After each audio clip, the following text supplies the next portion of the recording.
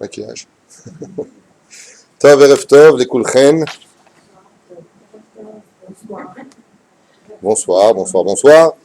On est mardi 28 octobre, c'est ça, et 2014 de l'ère vulgaire, et nous sommes surtout le Gimel du mois de Mar Cheshvan.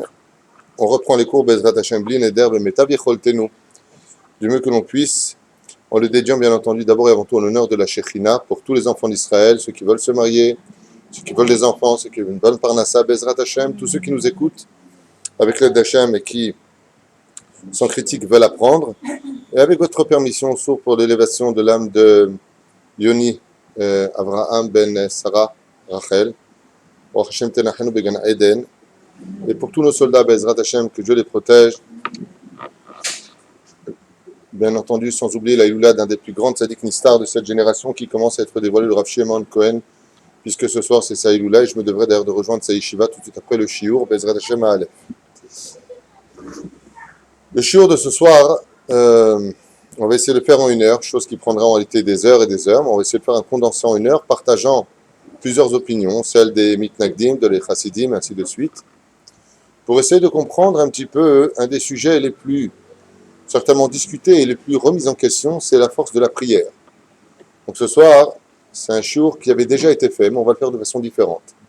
Il y a 3 ans, je crois qu'on a fait le shiur sur la force de la prière. 3 ans et demi peut-être. Et ce soir, j'aimerais revenir sur ce sujet parce que d'abord, on me l'a demandé sur Internet, on m'a demandé de faire un cours sur la prière.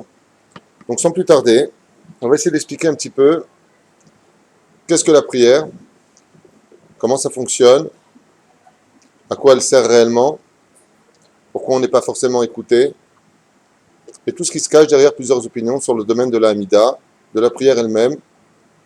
Surtout que, la vérité, ce shiur s'adresse tout particulièrement aux femmes. Car comme nous l'avions déjà expliqué, l'homme et la femme sont venus pour une complétude, une complémentarité plus exactement. L'homme possède la chokhma, la femme possède la bina, l'intelligence et l'autre la distinction de l'intelligence. Et dans le monde de la Avodat Hashem, l'homme est venu pour étudier la Torah. On nous dit dans Masechet Shabbat ou Masechet Sanhedrin, peu importe, Kavata Itim la Torah, mais on ne pose pas la question d'Afka. Kavata Itim la Torah veut dire est-ce que tu as fixé un temps d'étude? Mais il n'y a pas à bizarrement poser la question pour l'âme de tout ce qui concerne la Torah, c'est-à-dire la prière, qui va accompagner absolument chaque livre d'études que vous pourrez prendre sur les 24 livres que composent le Tanakh. On ne parle que de prière. Vous le trouverez en tout cas à chaque rendez-vous. La prière, il a prié, Palel Chana, il a prié, Yitzhak, tout le monde prie dans la Torah. Lech le Avraham, ki ish navihu veitpalel ba'adecha, vache Avraham, parce qu'il est prophète, il va prier pour toi. Il n'y a que ça. Et pourtant, on ne pose pas la question à l'homme, est-ce que tu as prié? Mais cette question-là, pourquoi on ne lui pose pas? Parce que l'essence même de la prière est féminine. L'essence même de la prière appartient plus à l'homme dans son monde du minyan, mais particulièrement relié, comme l'enseigne le Rav Pinkus dans son livre, à la femme. Donc si l'homme et la femme sont venus pour partager des rôles à jouer dans la vie, elle cuisine, je mange, c'est une blague. C'est pas une blague, mais je veux dire par là que j'étudie la Torah, elle prie pour que je réussisse. Ezer Kenegdo, c'est le but. L'homme est venu pour étudier principalement et la femme est venue pour prier principalement. C'est pour cela que vous comprendrez qu'on apprend la force de la prière d'une femme et on apprend les lois de halakha sur la prière d'une femme. De qui apprenons-nous Chagoul français. De qui tellement plus simple. La force de la prière d'une femme du nom de Léa. On reviendra sur le sujet très brièvement. Je dis bien vraiment très brièvement parce que ce n'est pas le sujet d'aujourd'hui. De qui apprenons-nous les lois de la Hamida d'une femme qui s'appelle Chana. Chana, la femme d'Elkana, Shmuel Aleph, va prier Hachem devant le Kohen Gadol Eli à Shiloh. Et de là, la halakha va sortir tout ce qu'il faudra pour comprendre comment prier sa Hamida. C'est des femmes qu'on apprend la prière. À un tel point que le Zohar HaKadosh nous a dit une femme est si proche du monde de la prière qu'elle n'a même pas besoin de prier pour être exaucée. Une larme suffit. Une femme peut tuer son mari par une larme vexée qui coulerait de ses yeux. Elle peut tuer son mari mamache. Tandis que nous, si on veut prier pour qu'il arrive quelque chose, c'est prier, reprier, reprier, reprier. Donc, ne profitez pas ce soir en temps. Arrête ou je pleure. Non. Aval. Ce qui est certain, c'est qu'on apprendra ces deux pôles si exceptionnels de la prière par la femme. Pourquoi? Parce que la prière demande une âme. Et l'âme de la prière, c'est le regesh, c'est-à-dire la sensibilité. La distinction de l'intelligence se trouve dans la sensibilité. La femme, elle est regesh. Comment on dit regesh en français exactement? Sentiment. Pour qu'une prière soit acceptée, il faut être capable d'y mettre des sentiments. C'est-à-dire de laisser réellement parler son cœur, comme on verra chez Rabbi Nachman de Breslev dans l'Écouter Etzot. Il dit, tu sais pourquoi ta prière n'est pas écoutée? Parce qu'elle n'est pas accompagnée de sentiments. Donc il faut que ta prière, pour qu'elle soit accompagnée d'un ascenseur qui monte directement devant le trône divin, c'est les sentiments. Et la femme, quand elle prie en général, elle n'a pas la tête comme nous les hommes ailleurs. Sa tête à elle n'est pas ailleurs. La femme, quand elle prie Baruch Hashem, quand elle vient pour prier Hachem, elle ne pense pas ni à la banque à Poalim, ni à aller faire les courses, ni à faire quoi que ce soit. Quand elle se met à prier Hachem, je ne parle pas de l'amida, je parle avec Hachem, c'est elle et Hachem, elle se sent concernée par une oreille et elle sait qu'elle est écoutée, c'est dans son âme, parce que ça fait partie de son monde à elle tout particulièrement. Ça ne veut pas dire que les hommes ne doivent pas prier, mais pour nous c'est beaucoup plus dur. On a beaucoup plus de lois pour les hommes. Zekol Haevdel. Comme une fois, un homme est parti voir le Hafetz Chaim et il lui a dit, Kvod Harav, j'ai un problème de zichronot. Je perds la mémoire. Il lui dit, le Hafetz Chaim, ça veut dire quoi vous perdez la mémoire? Il lui a dit, je me souviens de rien de ce que j'ai fait de la journée. Il lui dit, apparemment, vous ne faites pas vos amidot, 3 amidot par jour. Alors il lui a dit, Nachon, comment vous le savez? Il lui a dit, parce que si vous priez 3 fois par jour, vous allez vous rappeler dans l'amida de tout ce que vous faites de la journée. Parce que nous, les hommes, quand on prie, on pense à tout ce qu'on a fait de la journée. Donc, si vous ne vous rappelez pas, faites l'amida. Vous envoyez tes rêves à tout pousser tes zichronotes, tous tes souvenirs, on va te les mettre dans l'amida. Comme ça, nous les hommes, quand on prie, Baruch, Ata, n'oublie pas les couches pour le petit. Elokeinu, Eloke Avraham, Eloke Yitzhak, j'ai rendez-vous à 10h. On a, ce que dit le Hafetz Chaim, le Yetzer Hara, Mazi nous attaque. Alors, comment on va faire, nous les hommes, si on est attaqué à ce point-là, parce qu'il faut mettre du regesh? Tu connais par cœur, Mazel Tov. Bravo! Aval Aïcha, que j'ai mis de palelette. Vous avez remarqué comment elle fait? Elle prend le petit, elle réfléchit avant de rentrer dans l'amida. Elle prend le berceau, elle le met près d'elle. Elle a réfléchi. Pourquoi? Si je me mets dans ma mida, que le petit il pleure, je vais avoir une angoisse, je ne vais pas être concentré, je le mets près de moi. Nous, les hommes, on n'est pas comme ça. Mais j'y habite, tu pleures quand je prie, toi. On n'est pas pareil. La femme, elle a une préparation, elle a un regesh à l'intérieur. Elle sait que c'est un rendez-vous important. La reine nous dit, on apprend ça de la femme. La Torah va nous apprendre dans la paracha de Vayetse, Yaakov, Be'er Sheva, V'yalech Harana, dans la paracha de Vayetse, la grandeur de la femme juive qui composeront les 12 tribus d'Israël, c'est Rachel et Léa. Rachel et Léa. Rachel va, par sa prière, par sa prestance représentant la Shrina Ilaït, le Akarat Baït, prier Hachem, mais pas trop. Pourquoi?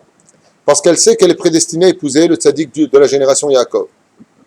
De là, vous avez compris, comme le dirait la Gemara dans Brachot, que si Akadosh Baruch Hu met des épreuves, tout particulièrement chez la femme, c'est pour qu'elle prie.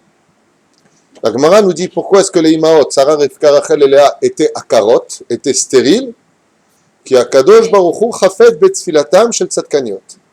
Parce que Dieu aime la prière des femmes justes. Donc je ne te donne pas. Parce que le jour où elle a, je connaissais une femme qui faisait tous les jours le Perek Shira, tous les jours, elle a recommencé, elle recommence.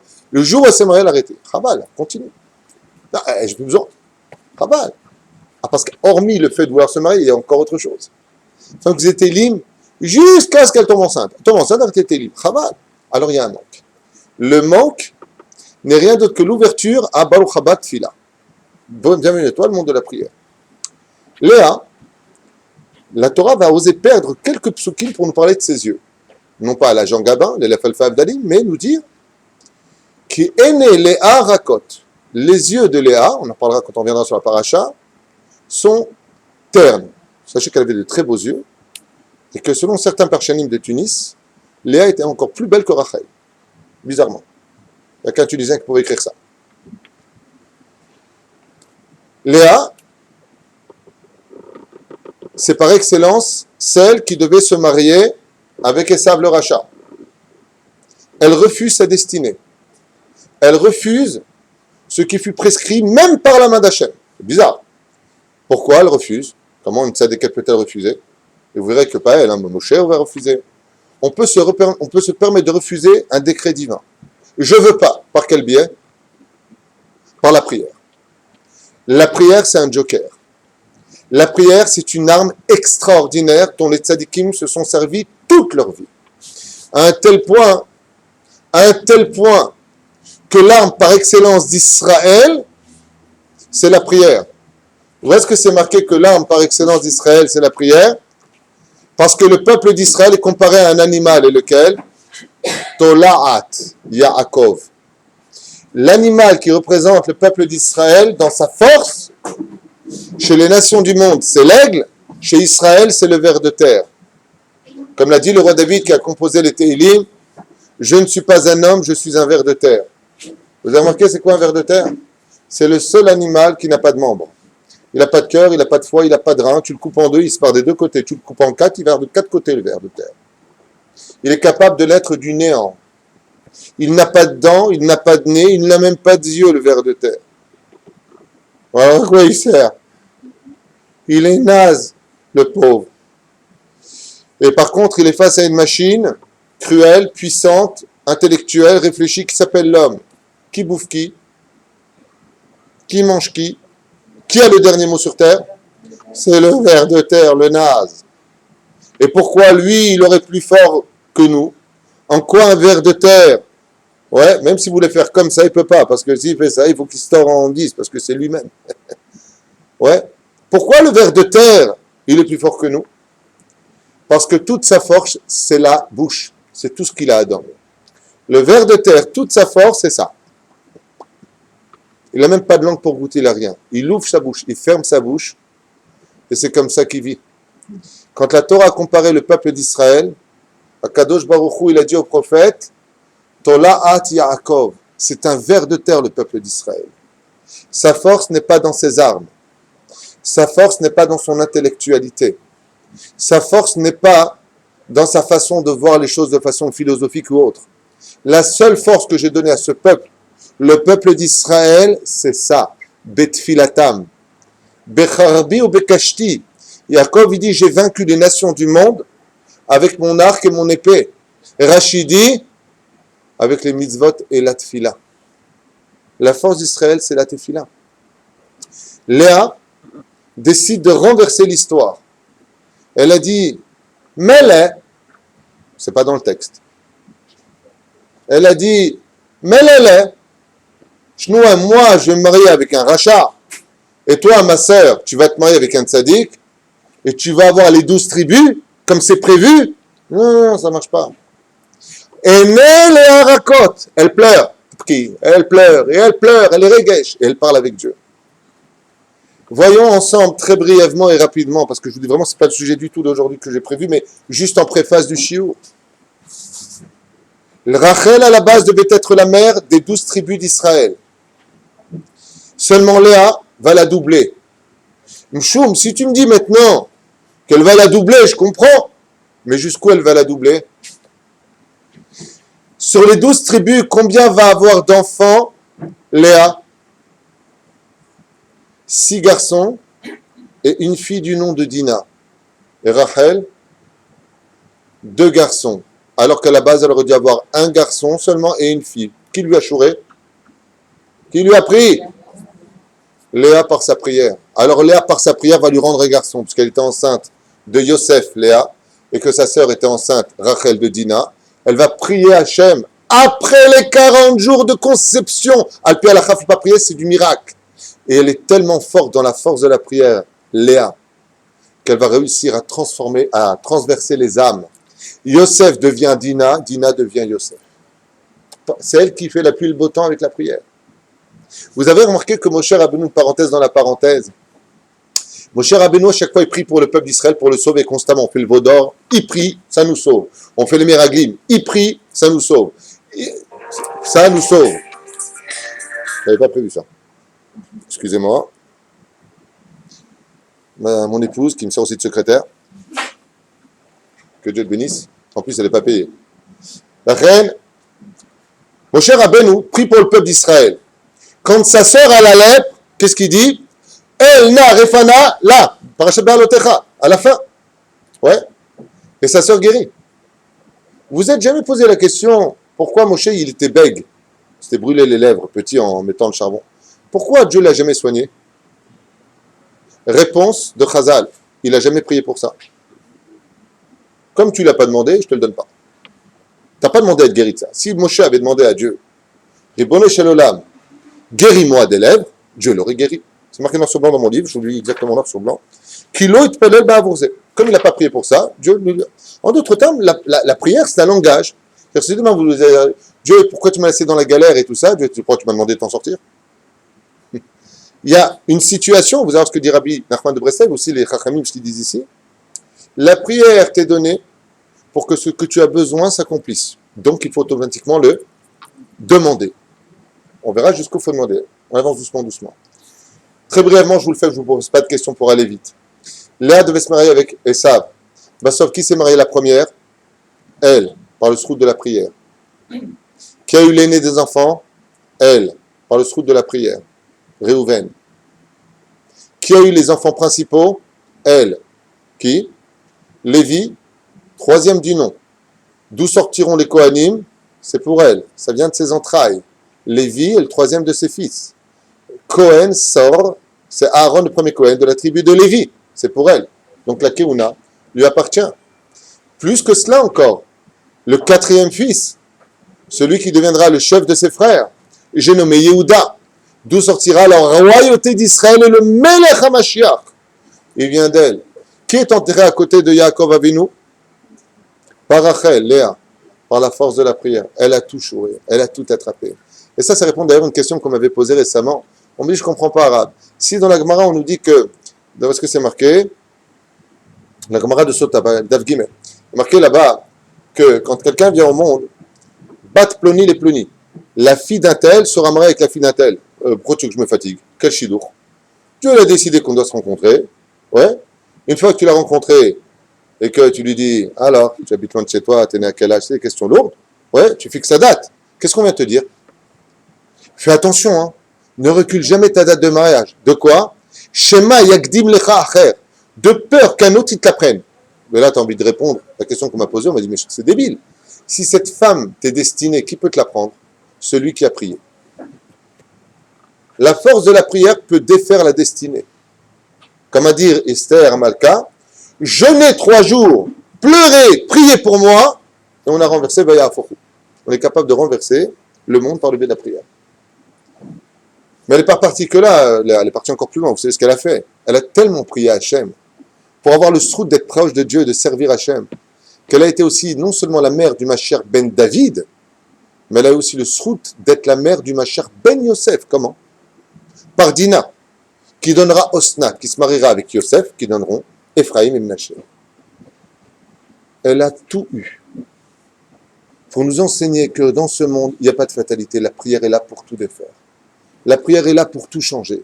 Comme nous enseignent ici les Parshanim, Maï Koach Hatfila, combien la force de la prière est négligée par le peuple d'Israël. Car si les enfants d'Israël connaissaient la force de la prière, personne dans ce monde ne connaîtrait la tristesse. Personne dans ce monde ne connaîtrait la tristesse. Et maintenant, tout de suite, là, je leverai la main en disant, temps mort, moi, ça fait des années que je prie, et j'ai pleuré, hein, et sans oignon, hein, pas pour m'en mêler. Hein. Mais vraiment, il n'y a rien qui sort. Hein. La réponse est simple. Il y a une paracha pour cela qui s'appelle la paracha de Vaïtranan. Des fois, quand on demande des choses, vous savez que Dieu nous aime beaucoup plus que ce que nous, on s'aime. Quand on vient pour demander des choses à Dieu, on ne sait pas si vraiment ce que l'on demande est bon pour nous. On verra ça avec Rabbi Nachman tout à l'heure dans le Ishtaprut Nefesh. On va demander par exemple, rends-moi archi multimilliardaire. Dieu sait que si tu le deviens, tu vas quitter ta femme, parce que l'argent rend aveugle, tu as les chevilles qui gonflent, et le Yetzerara que tu connaissais n'était rien d'autre qu'un orphelin petit à côté du Yetzerara baraqué qui va rentrer en toi, parce que le Yetzerara grandit par rapport au potentiel de mitzvot que tu peux faire dans ce monde. Donc maintenant que tu es devenu un homme très riche, comme un séqueur que j'ai vu il y a très longtemps de ça dans le Jérusalem Post, 95% des hommes qui ont gagné le loto ont divorcé de leur femme. J'ai vu ça dans le Jérusalem Post. Mais c'est la blague, on fait une blague. Un mec qui a gagné le loto, il dit à sa femme, ils on va où? Non, tu pars.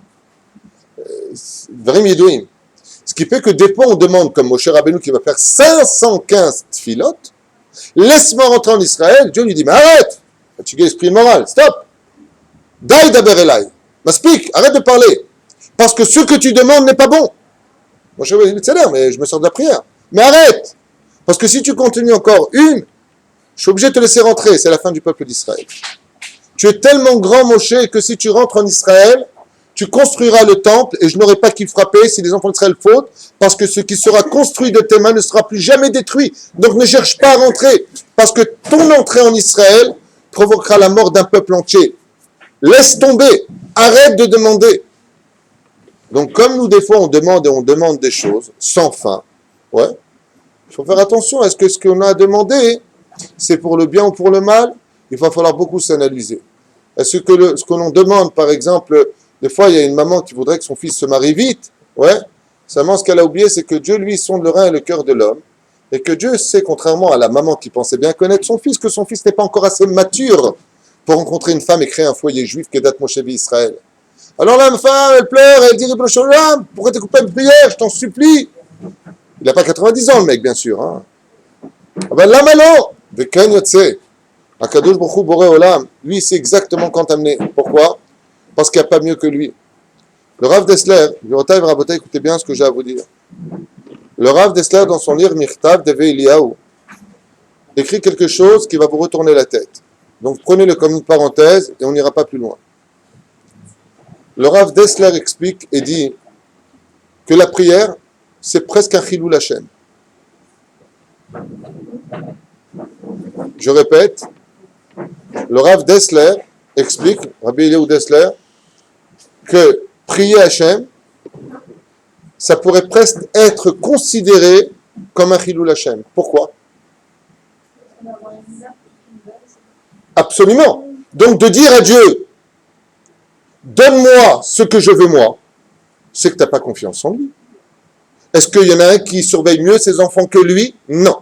Est-ce qu'il y en a un qui nous connaît mieux que lui? Non. Est-ce qu'il y en a un qui nous aime plus que lui? Non. Azamata mitpalel, dit le Rav Dessler. Lamata mitpalel. Qu'est-ce que tu as besoin de demander? Arrête, tu devrais avoir confiance en Dieu. Tout ce que fait Dieu, c'est pour le bien. Ouais. Quand tu m'as raconté à propos de Rabbi Nachman de Breslev dans sa biographie, un homme lui a dit, je vous en supplie, il était tellement pauvre. Il lui a dit, donnez-moi, livre extraordinaire, oui. Faites-moi une bracha pour la parnassa. Et qu'est-ce qu'a fait Rabbi Nachman à ce moment-là? Il lui a donné le dos, il n'a pas voulu lui faire. Il pleurait, son élève lui a dit, mais je vous en supplie, votre arabe, l'élève de Rabbi Nachman, faites-lui une bracha. Il lui a dit, non, moi je ne ferai pas de bracha. Toi tu veux lui en faire une fille. Alors il lui a fait une bracha. Et cet homme qui était extrêmement pieux, extrêmement proche de Dieu tous les jours quand il est devenu riche, sa maison était devenue une espèce de grande auberge, après c'est devenu un hôtel, après c'est devenu Kacher, Taref, après c'est ouvert Shabbat, après il n'y avait plus de Torah du tout. 4 ans plus tard, son élève rencontre cet aubergiste qui pleurait il y a 4 ans de cela avec son streimel, ses péhotes, sa redingote, et sa femme avec son kissou qui se promenait dans le chouk, sans kippa, sans tzitzit, et avec les cheveux au vent, et le nouveau pantalon d'époque, et ainsi de suite. Qu'est-ce qu'a dit l'élève? Mon Dieu, mais qu'est-ce que j'ai fait? Arabe, réparer mon erreur. C'est ce qu'il dit le Rav Dessler. Qui tu es pour prier Dieu? Qu'est-ce que tu es en train de dire à Dieu ce qu'il doit faire ou pas? Alors ça contredit tout. Le Rav Dessler répond à sa question, c'est une parenthèse, c'est en parenthèse du cours. Sinon on aurait fait un cours que sur ça. Le Rav Dessler dit, bien entendu, Rav Dessler faisait ses 3 midot avec les 2 chazarot et il priait Dieu toute la journée. Il sait ce qu'il dit, mais il sait aussi ce qu'il fait. Et la réponse est très belle. Le Rav Dessler dit que le tremplin de la prière n'est pas là pour obtenir ce que tu demandes, mais pour te rapprocher de Dieu. C'est-à-dire que l'échelle de la proximité entre toi et ton Créateur, l'échelle que tu dois monter, c'est quoi? Sulam mutsav artsa verosho megia ashamaima. C'est le rêve de Yaakov. Il a vu une échelle sur laquelle les anges montaient et descendaient. Cette échelle, dit la Gemara, c'est quoi? C'est l'échelle de la graduation de la prière par laquelle l'homme doit s'attacher à Dieu. Prier, dit le Rav Dessler, c'est pas là comme le critique le Zohar HaKadosh. Le Zohar HaKadosh critique ceux qui prient Dieu pour demander ce qui leur manque. Et à quoi il les compare? Je cite le Zohar HaKadosh, à des chiens. Oh, oh, oh, oh, donne-moi encore plus, donne-moi ça, je veux ça. C'est pas pour ça qu'elle fait la prière. À la base. Et on verra que oui, on pourra s'en servir pour cet effet-là, bien sûr, par la suite, même pour une place de parking. Dans la Gemara de Brachot, on dit, allez, va, Adam itpalel kol hayom, plutôt ciel qu'un homme prie toute la journée. Bien entendu, la Gemara, elle te pose la question, mais c'est pas possible. S'il prie toute la journée, quand est-ce qu'il va étudier, quand est-ce qu'il va travailler, quand est-ce qu'il va dormir, quand est-ce qu'il va manger, quand est-ce qu'il va bouger, quand est-ce qu'il va... la vie de l'homme, ça ne peut pas être toute la journée en prière. Il dit, bien sûr. Une fois que tu as fini ta Amida, tu rentres dans l'étude de la Torah. Une fois que tu rentres dans l'étude de la Torah, tu supplies Hachem, tu pries Hachem pour bien comprendre.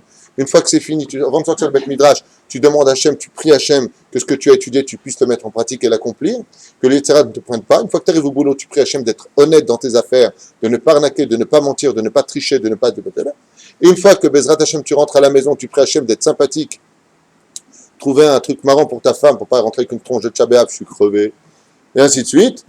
Al-kol tsa'ad ve'tsa'ad, Adam itpalel. Titpalel l'Hachem.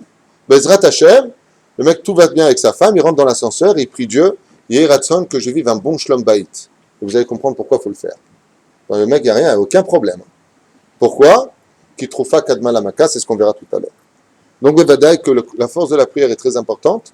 Le premier aspect qu'on vient de voir, c'est celle du Rav Dessler qui dit que Bémet, la prière est là essentiellement pour se rapprocher d'Hachem, ce qui fait que quand un cœur est brisé, lève nishbar venitke elokim lotivze, un cœur qui est cassé, qui est brisé, ou quand on perd l'espoir de quoi que ce soit, on verse des larmes et tout de suite on part à Dieu.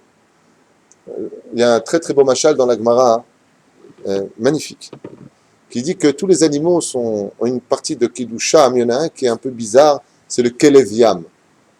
Le Kelev Yam, c'est le phoque. Vous savez, c'est quoi? Le phoque. Parce que le phoque, c'est un animal marin.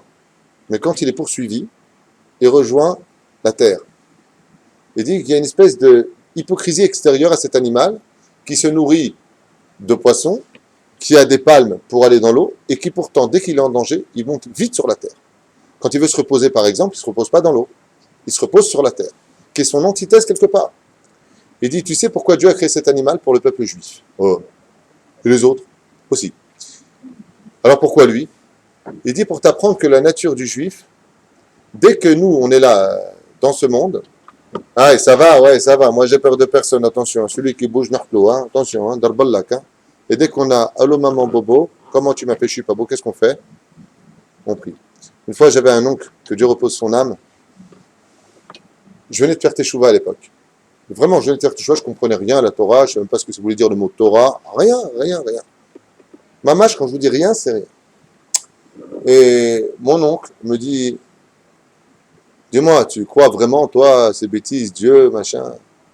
Je lui dis, bien sûr. Il me dit, tu vas où là maintenant? Je vais à la synagogue des Tournelles, Paris 3e, je vais aller prier. Et il m'a dit, il t'écoute ton Dieu? Je lui dis, je sais même pas comment on prie. Alors, bon, écoute, tonton, j'ai pas le temps, je vais y aller. Donc c'était vendredi soir, Shabbat, et lui, il ouvre le capot de sa Mercedes, et commence à réparer son moteur. Et puis nous, on va à la synagogue. Et puis voilà que je reviens. Maintenant, je voulais lui faire une petite surprise. J'étais jeune. Il tapait sur l'épaule, lui dire, nous, Shabbat Shalom, c'est comme ça qu'on dit à ce qui paraît. Donc Shabbat Shalom. Et au moment où je viens pour lui toucher l'épaule, la clé à molette de son moteur qui tournait, donc chaud, a dérapé. Il s'est brûlé la main sur le moteur. Et d'un coup, maintenant je suis juste derrière, hein, il prend la clé à molette et il la jette par terre, hyper en colère. Et il commence à parler avec lui, ah, Rabbi, en arabe. Et il lui dit, qu'est-ce que je t'ai fait? J'en ai marre. Maintenant, moi, je suis juste derrière. C'est ce que je lui ai dit. Tonton, je t'en supplie, apprends-moi à prier. C'est extraordinaire comment tu parles à Dieu. Et moi et tout, je suis en train de lire Baruch Ata Hashem Boni Yerushalayim, je ne sais même pas ce que je raconte. Et toi, comment tu parles avec Dieu? C'est extraordinaire. Apprends-moi. Il m'a dit, ah, tu étais là, toi. C'est exactement ce que dit la Gemara.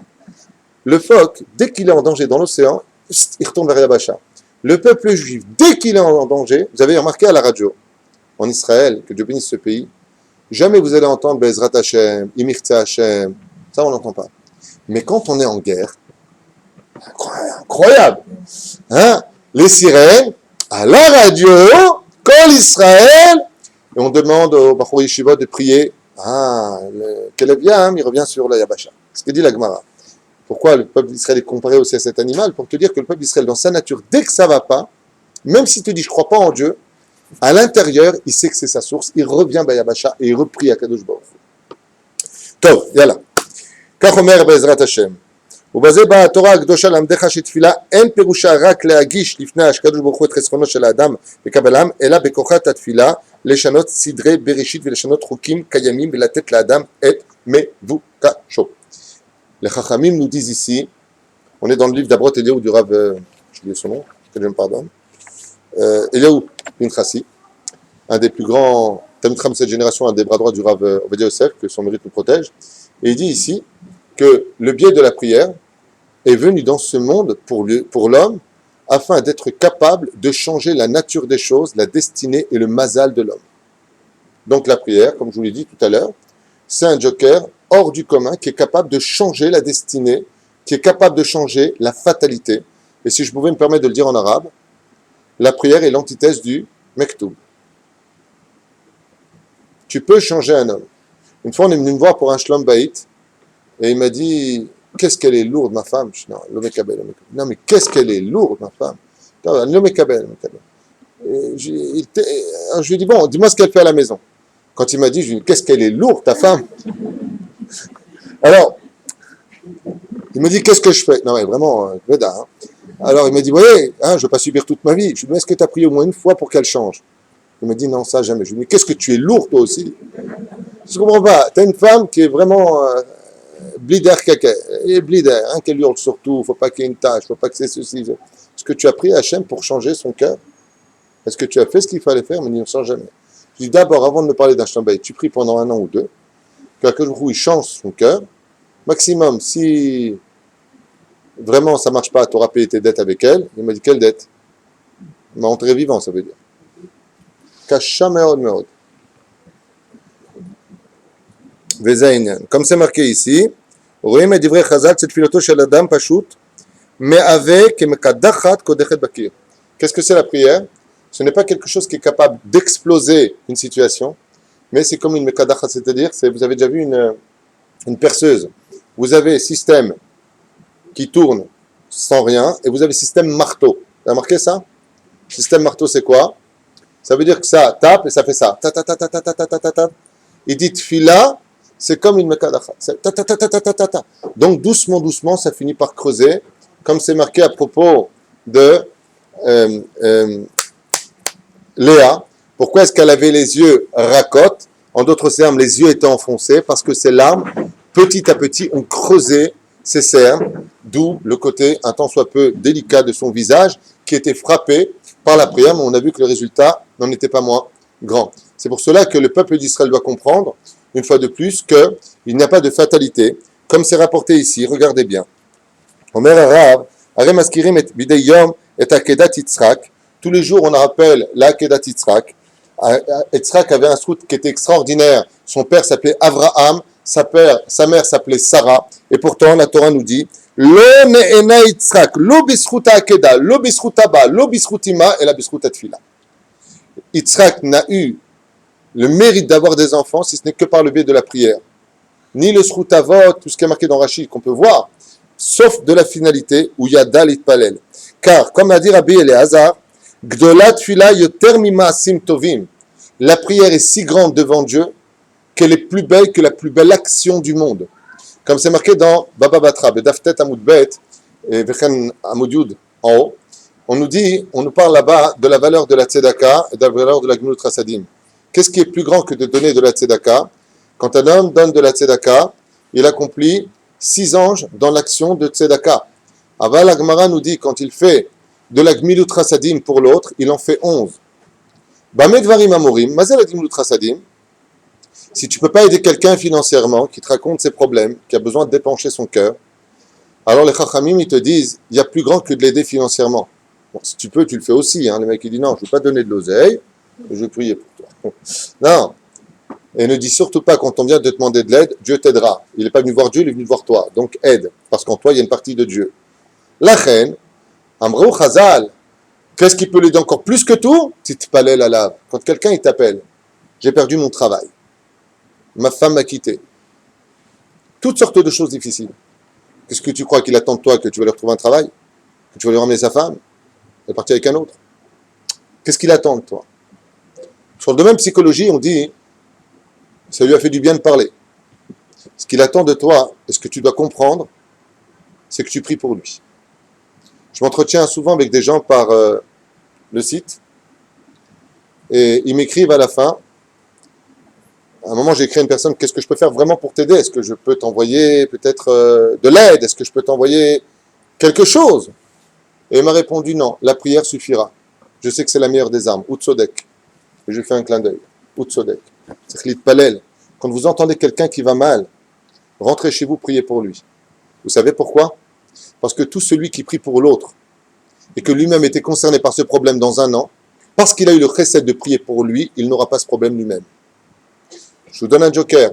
Si Chaz Beshalom, vous entendez une personne qui a le cancer, priez vraiment pour qu'il guérisse du cancer. Parce qu'en priant pour lui, vous êtes créé automatiquement une arme pour vous.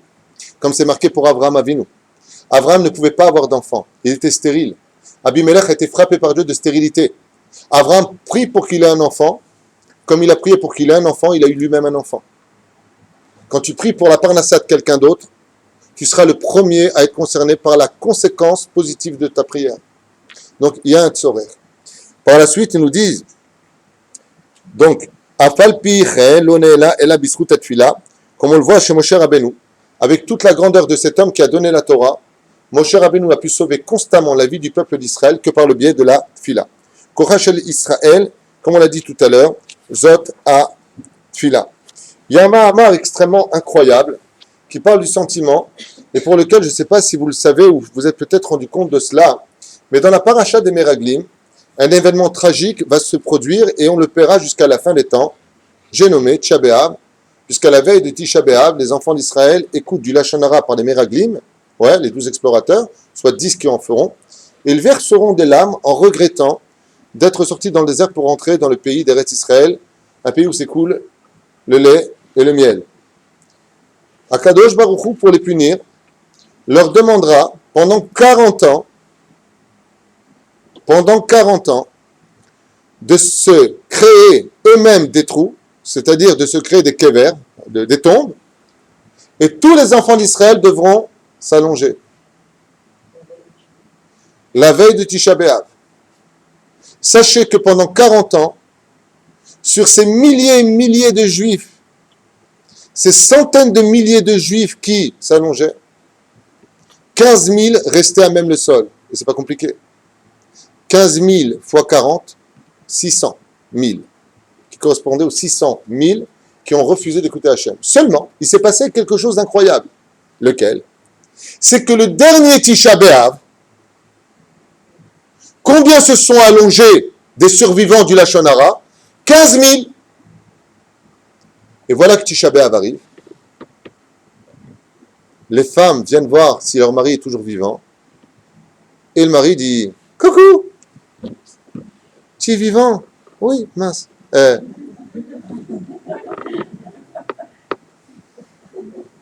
Alors, qu'est-ce qu'ils ont fait les enfants d'Israël? Ils disent, bon, on s'est trompé de jour. On a du Rosh Chodesh trompé, on va attendre. Combien de jours ils ont attendu? 5 jours. Quand ils ont vu la pleine lune, ouais, ils ont dit, maintenant c'est sûr qu'on est le tout Béav, donc c'est sûr que le décret a enfin cessé. Ici, le Rav nous rapporte un midrash incroyable. Écoutez bien ce que j'ai à vous dire. Akadosh Baruch Hu, avec la faute des Meraglim, jure, fait un décret, vous ne rentrerez pas en Israël à part Kalev ben Yefune, Yoshua bin Nun. Le reste, vous êtes zigouillés les mecs. Vous avez osé parler du mal de ma terre, vous avez, ok? Pourquoi est-ce que la dernière génération, le dernier Tisha B'Av, ils auraient dû mourir? Ça faisait donc 600 000. La 40e année, ils sont tous restés vivants. Pourquoi? La réponse est magnifique. Écoutez bien comme c'est beau. Parce que les 39 années précédentes, comme ils étaient bien plus de 30 à 40 000 en train de s'allonger dans leurs trous, et qu'il n'y avait que 15 000 qui partiraient, la prière des femmes et des mamans, elle n'était pas au summum. Pourquoi? Parce que tu vois, tous ces milliers de trous. Bon, Davka, le mien, il va mourir. Peut-être celui d'à côté. Et bon, je t'en supplie que mon mari vive, que mon fils y vive. La prière, elle venait pas. Elle n'était pas assez forte pour annuler un décret. Par contre, il dit ici, Oulam, Chamesh serait Elepa Haronim, les 15 000 qui restaient de la dernière génération, quand ils ont creusé leur tombe, combien devaient partir? 15 000. Combien se sont enterrés cette fois réellement? Que 15 000. Toutes les femmes et les mamans ont pleuré Hachem. Pourquoi? Parce que cette fois, c'est sûr que c'est eux qui partiront. Étant donné, dit le Midrash, que cette fois, il n'y avait personne d'autre, il n'y avait pas une chance sur deux, il n'y avait plus aucune chance, elles ont toutes pleuré Hachem. Akadosh Baruch Hu n'a pas pris une seule vie. La prière était tellement forte que Akadosh Baruch Hu, il a dit, il n'y en a pas un de vous qui peut mourir maintenant. Pourquoi? Écoutez bien ce que je vous dis. Un enseignement de Rabbi Nachman de Breslev. Il dit que tout le but de la prière dans ce monde, c'est de faire lever Hachem de sa colère et de les déposer sur le trône de la pitié. C'est pour ça que marqué Vayater. Moi, c'est Vayater, c'est comme une fourche. Rachid dit c'est comme une fourche. Tu prends le blé, tu le jettes et tu enlèves le bon du mauvais. Il te dit la prière, c'est d'être capable de dire à Dieu en le transportant par tes larmes, passe de ce que tu as dit à ce que tu peux faire maintenant. Ce nuage de larmes est capable de transporter Hachem. Si je devais le dire de façon vulgaire, la prière avec des larmes est capable de dire à Dieu ce que toi tu veux qu'il fasse pour toi. Tu peux annuler des décrets. C'est pour ça que les 15 000 derniers sont tous restés vivants. La j'aime tous? Oui. Parce que toutes les femmes ont réalisé que cette fois, ce sera certain qu'ils mourront. Étant donné qu'elles étaient certaines, elles ont prié de tout leur cœur. Karov Adonai lechol kore'av lechol asher yikrahu behemet. Je suis proche de toi si vraiment c'est 100% émet. Avant, à Kavana, la prière n'était pas 100% émet. Mais là, c'était réellement du 100% émet.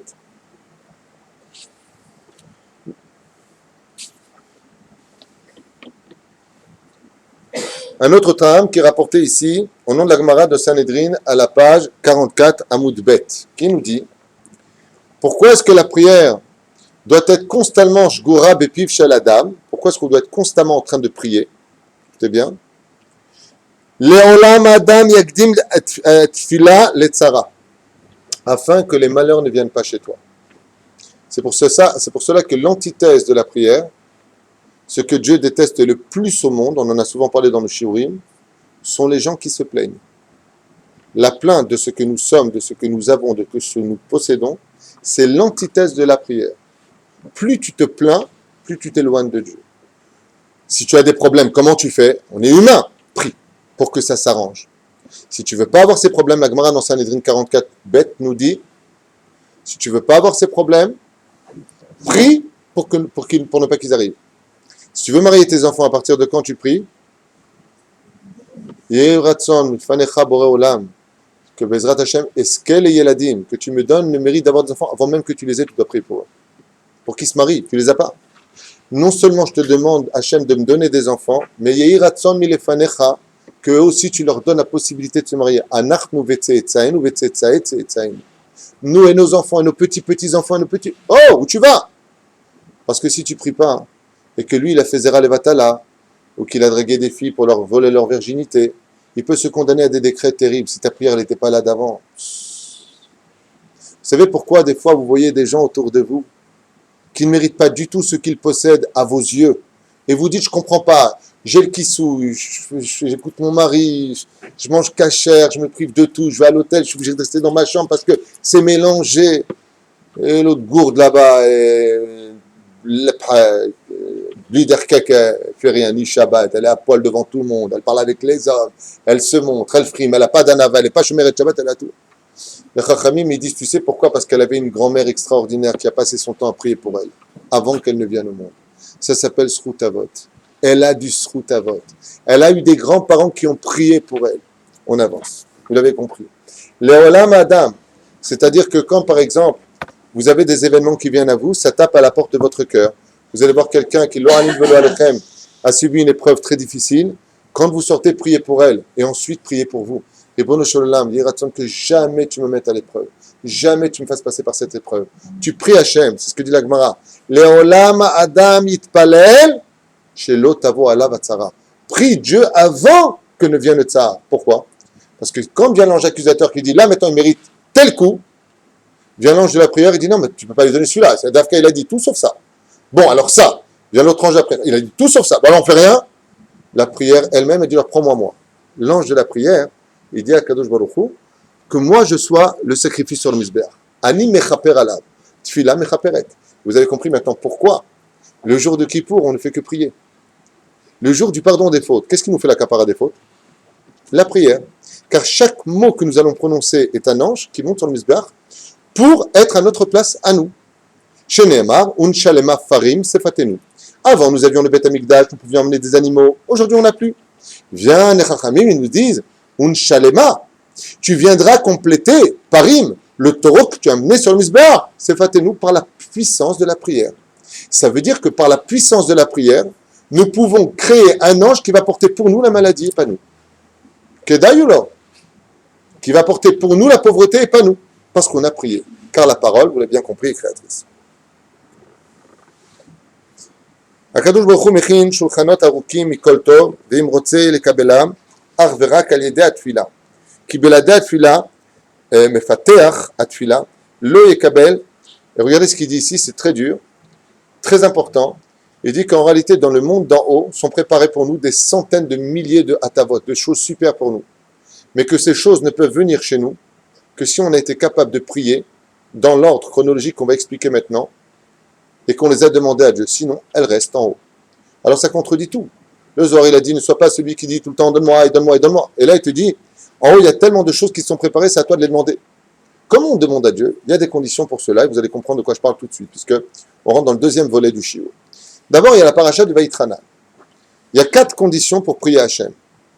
Les 4 conditions correspondent au premier verset de la paracha de Vaïtranan dans le livre de Bamidbar, qui disent Vaïtranan, Mazé Vaïtranan, supplier Hachem. Quand tu parles dans ta prière, il n'y a pas avec une grande bouche. Viens avec le cœur en bas, le cœur brisé, la tête vers le bas, comme quelqu'un qui demande de façon très soumise à son Créateur, s'il te plaît, je sais que je ne mérite pas ce que je te demande. Fais-le par ton chesed. Bevakasha. Techina. Pas trina, tu bouffes. Techina, ça veut dire avec grâce, okay? Pas avec graisse. La reine, Kodem Kol, Vaïtranan. Je t'en supplie, ça veut dire. Je t'en supplie, Hachem. Maman, je viens avec Anava. Lifne Hachem. Quand tu viens pour prier, tu dois prier devant qui? Devant un Kadosh Baruch Hu. C'est ce qu'on a dit tout à l'heure. Pas tu penses à des pensées étrangères. Tu parles vraiment avec papa, avec un Kadosh Baruch Hu, et pas tu commences à penser à droite et à gauche.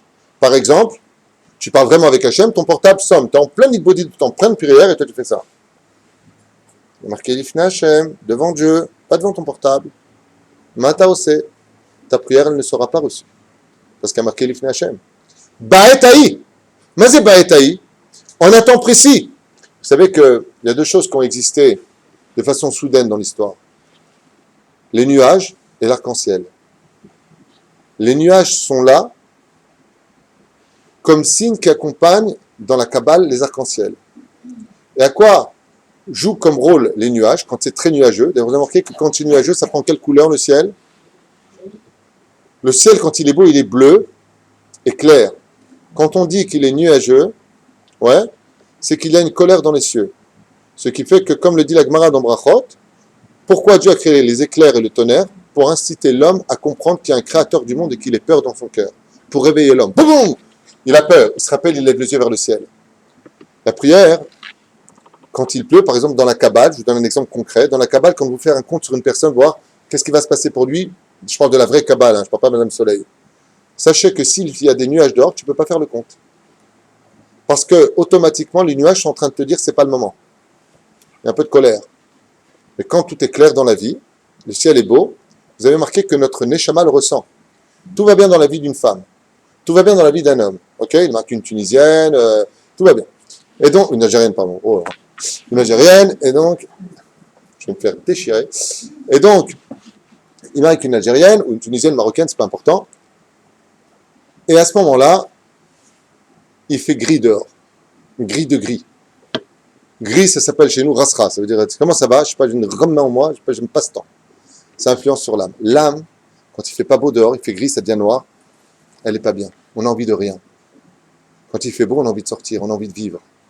La matzavroir d'un homme et d'une femme vont aussi selon le temps. C'est quelque chose d'incroyable. Écoutez bien.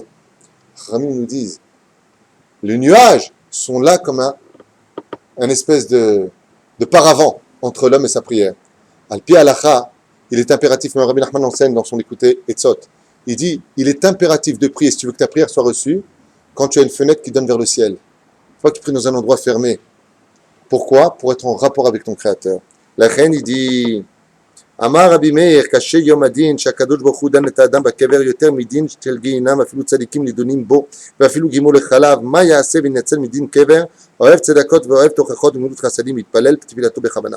Si un homme Bezrat Hashem comprend que le jour du jugement sera plus dur que le Geinam, que la réincarnation, que tout ce qui attend un homme s'il a fauté, si un homme Bezrat Hashem veut s'en sortir, il dit dans son livre ici, eh bien qu'il prie pour avoir un bon jugement et quitter ce monde propre. Pourquoi? Parce que le meilleur avocat de l'autre côté, c'est qui? C'est la tfila dans ce monde. Yiratson, vous savez qu'il y a un grand rachat qui l'avait compris. Il s'appelle Bilam. C'est ce qu'il a dit Bilam. Tamot nafshi kemot yesharim. Quand il a vu la force d'Israël, qu'elle était dans sa bouche, pourquoi il l'appelait lui Balak? Pourquoi il l'appelait Bilam? Sa force est dans la prière. Et pourquoi il a prié dans la prière? Parce que le peuple d'Israël, sa force est dans la prière. Quand il a vu la grandeur du peuple d'Israël, il a dit Tamot nafshi, que mon âme meure. Que Mot Yesharim, comme ceux qui sont saints, parce qu'ils savaient ce qu'il attendait. Ainsi donc, les Chachamim nous mettent en garde. Utilise ta prière à bonne escient, que pour le jour de ton départ, même de l'autre côté, tu peux déjà fausser le jugement. Comment? Comment tu peux fausser un jugement? Ah, ce que tu as fait, tu l'as fait. Prie pour avoir un bon jugement favorable. Demande à Hachem. Donc ça, c'est la première chose. Ça veut dire quoi?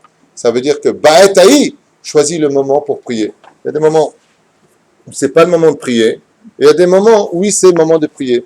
Qu'est-ce qu'on appelle un bon moment de prier? Pas une fois tu fais, ça pour les hommes ce que je dis plutôt que pour les femmes. Pas tu fais Shaharit Gdola, Shaharit Ktana, là tu vas prier à telle heure, le lendemain tu vas prier à telle heure. Ba'et Haïk, tu te fixes rendez-vous avec Hachem. Comme dans la Bodhidout pour les femmes, la femme aussi a un devoir important dans cette Bodhidout de parler avec son Créateur. Il est bon qu'elle se fixe une heure. Chez Neymar, Ba'et Haïk, en ce temps précis. Les morts, qui veut dire formuler parfaitement ce que tu veux. Et non pas comme raconte le Midrash et la Gemara à propos de cet homme qui était crevé dans le désert, un juif qui était vraiment à bout, il n'en pouvait plus. Et il a dit, Ribono Shalom, je t'en supplie, amène-moi un âne, j'en peux plus. Dieu lui a amené un âne tout de suite, il pleurait. Hein. Et il y a une caravane d'Ishmaélim qui passait, dit la Gemara. Hein. Et puis là-bas, il y a une ânesse qui a mis au monde un âneton. Et qu'est-ce qu'il a dit, l'Ishmaéli? Il a dit, ah voilà un juif là-bas, amène-le. Il a dit, qu'est-ce que tu veux chez moi? On est encore loin de la ville. Il dit, non, je veux rien du tout. Il y a un petit âneton qui vient de naître, il est fatigué. Porte-le sur tes épaules, emmène-le à la ville. Il n'a pas voulu, il a pris un coup de fouet, il a compris sa douleur. Il a pris l'âneton, il l'a porté. Il s'est remis à pleurer. Il a dit, Mouchoulam, je t'ai donné un âne qui me porte, pas que je porte. Les Chachamim, ils disent que cet homme-là, il a commis une faute dans cette fille-là. Laquelle? Il n'a pas précisé. Ba'et Haï, les morts, parle clairement. Pourquoi tu veux un âneton? Tu as demandé un âneton, tu l'as eu. Seulement c'est toi qui le porte. De là, la Gemara vient t'apprendre que quand tu demandes quelque chose, dis pourquoi tu le veux. Pas ce terme des choses. Le mec il dit, Yeratson, que j'ai des billets de 500. Qu'est-ce qu'on lui offre demain? Une boîte de Monopoly. Il a plein de billets de 500. Il dit 500 € de telle couleur, envers la socher, comme il a dit Abraham, envers la socher. Pas ce terme de l'argent du billet qui veut rien dire. Quand tu demandes quelque chose, chez Ken I. On rentre dans une autre dimension, celle de Rabbi Nachman de Breslev, qui lui par contre, waouh, il va aller très loin, à propos de la prière. Et il dit comme ça. Ça vous intéresse? Oui. Tant mieux. Il y a deux styles de prière dans le monde. Il y a un niveau de prière dans ce monde, dit Rabbi Nachman de Breslev, qui est bien en dessus du niveau de l'étude de la Torah. Donc, selon le premier cas de figure, la Torah, Talmud Torah Keneged Kula. Mais Rabbi Nachman de Breslev, dans son livre ici que je vous présente et vous connaissez certainement, Ishtaprut HaNefesh, l'amélioration de l'âme, écrit noir sur blanc, Veyesh Tfila, il existe une prière, Shemprinat Achat I HaTorah Mamash, qui a autant de valeur que l'étude de la Torah, vraiment, elle-même. Vegam Im Gevoa Min HaTorah. Et là, il surprend un peu tout le monde. Vous dites ça à un religieux dans la rue qui étudie en yeshiva, il te dit jamais de la vie. Il faut étudier Rabbi Nachman pour comprendre une Torah à un très très haut niveau. Je répète, j'en profite pour le dire à tous ceux qui sont lituaniens dans leur étude, restez lituaniens, mais étudiez la chassidoute, parce que c'est le pansement et le médicament de cette génération. Pas besoin d'avoir un Stramel et dire je suis Breslev pour étudier Rabbi Nachman. Je ne suis pas Breslev, je ne suis pas Lubavitch. Je viens de faire un cours sur Rabbi Lubavitch de l'autre côté avant de venir ici, et là je fais Rabbi Nachman. Et pourtant, je suis à des jours Avadia Yosef. En Kesher, Aval Torah et Torah Neto. Omer Rabbeinu, et sache qu'il existe une prière qui est encore plus forte que le Sefer Torah, plus forte que l'étude de la Gemara. C'est quoi cette prière? Regardez. Haïnou. Qui est tefila shmitpallim al tzarachav d'Haïnou al parnasa banim chaim refoua. Il y a la prière de celui qui va demander donne-moi une bonne santé, donne-moi une bonne parnassa, que j'ai de bons enfants, une belle maison, des belles choses, beau tapis, qu'on vienne pas me voler mon appartement, que j'achète une belle voiture. Atfila azot, itfela. Il dit cette prière-là, elle est importante parce qu'elle accompagne la vie du juif de tous les jours, mais qu'on ne vienne jamais la comparer à l'étude de la Torah. C'est une prière qui appartient au monde le plus bas de ce monde. Ça, c'est vraiment le premier pas de la prière. On va prier pour quelque chose. Tiens. Pourtant, on a parlé de quoi? De la santé, de la vie, d'avoir des enfants. Oh, c'est des mitzvot de la Torah, tout ça. Rabbi Nachman, il dit, c'est le matin. Ne viens pas comparer ça avec l'étude de la Torah, s'il te plaît. Vezot atfila nikret chayesha.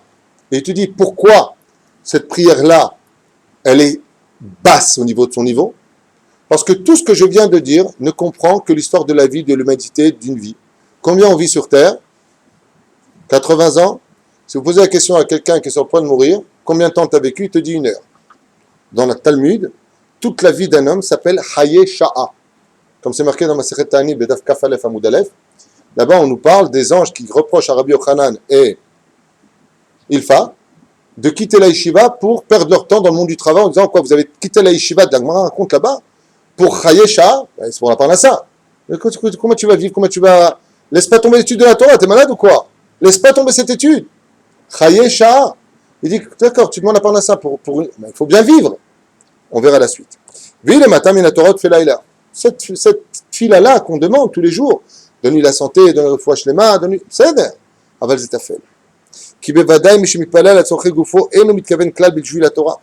Car il était évident que, de façon générale, tous ceux qui prient pour le monde matériel ne demandent jamais ces choses-là pour servir Dieu.